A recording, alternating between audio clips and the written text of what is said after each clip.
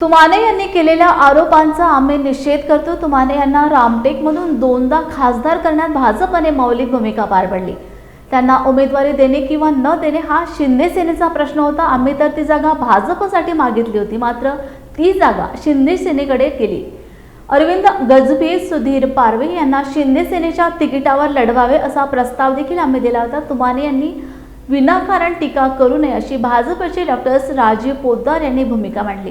एखाद्या विधानसभेत महायुतीला मते मिळाली नाही तर काय सर्वांनीच राजीनामे देऊन घरी बसावे का, असा सवाल पोतदार यांनी केलाय। कृपाल तुमाने यांचा महाराष्ट्र सदनातील इंटरव्ह्यू बघितला आणि त्यामध्ये त्यांनी ज्या पद्धतीनं भारतीय जनता पार्टीचे प्रदेशाध्यक्ष आदरणीय चंद्रशेखरजी बावनकुळे यांच्यावर आगपाखड केली आहे, त्याचा आम्ही तीव्र शब्दामध्ये निषेध करतोय। माननीय कृपालजी तुमाने यांना रामटेक लोकसभा निर्वाचन क्षेत्रामध्ये 2014-2019 मध्ये खासदार करण्यामध्ये माझ्यासहित भारतीय जनता पार्टीच्या अनेक कार्यकर्त्यांनी अतिशय मोठं काम केलेलं आहे आणि निश्चितपणे याही वेळेस त्यांनी उमेदवारी आणली असती तर आम्ही त्यांचं काम केलं असतं। त्यांना उमेदवारी देणं न देणं हा शिवसेनेचा प्रश्न आहे। आम्ही तर म्हटलं होतं की रामटेक लोकसभा भारतीय जनता पार्टीला मिळाली पाहिजे, पण शेवटी ती भारतीय जनता पार्टीला नाही मिळाली आणि शिवसेनेला मिळाली, तर तिथे कोण उमेदवार द्यावा हा शिवसेनेचा अंतर्गत प्रश्न होता।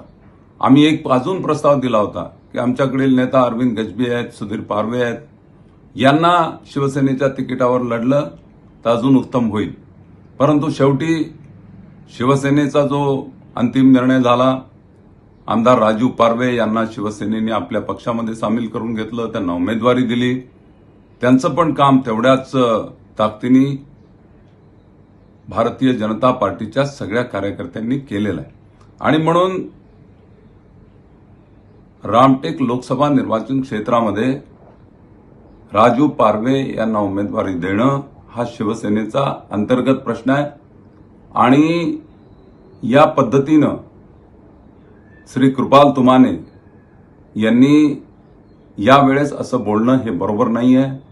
सध्या केंद्रामध्ये आपलं एनडीएचं सरकार स्थापन होत आहे।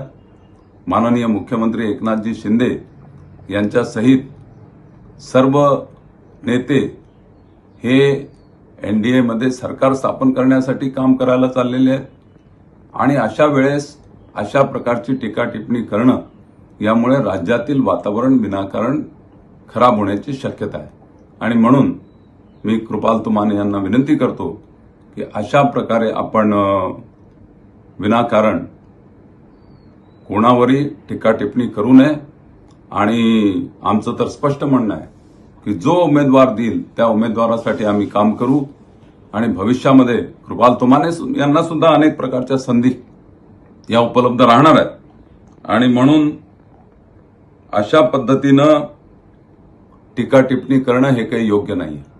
कामठी विधानसभा क्षेत्रामध्ये मागे आहे म्हणून ते आता कामठी विधानसभा क्षेत्राचे आमदार आता टेकचंदजी सावरकर आहेत।